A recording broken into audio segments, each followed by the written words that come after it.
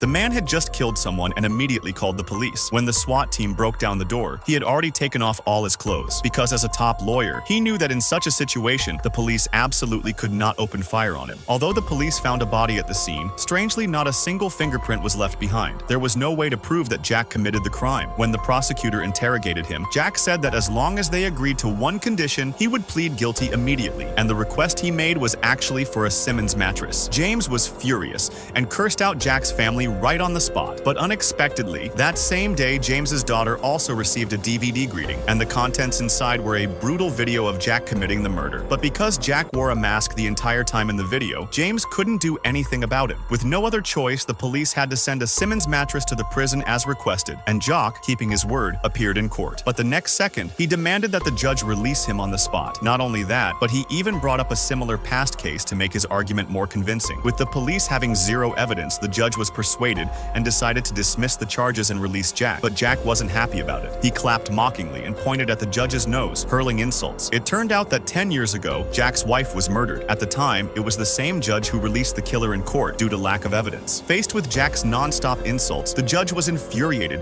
and had him arrested again for contempt of court. But back in prison, Jack remained calm and composed. He told James that he still had a hostage in his hands, the same lawyer from back then. If they wanted to save him, they had to meet a second condition. James had a colleague make a call to check, and sure enough, that lawyer had gone missing 2 days earlier. With no other option, he asked Jack what he wanted this time, and this time Jack's request was a steak. Because they needed to rescue the hostage, the police had no choice but to agree to his request. After Jack tasted the delicious steak, he finally gave up a coordinate. The police rushed to the location and successfully dug up a hostage. While all the officers were away, Jack generously shared the food with his cellmate. But what no one knew was that he had hidden a sharp bone in his hand. While his cellmate wasn't paying attention, he stabbed him in the throat on the spot. For committing such a serious crime in prison, Jack was immediately thrown into solitary confinement. But no one knew that this was the most critical step in his revenge plan.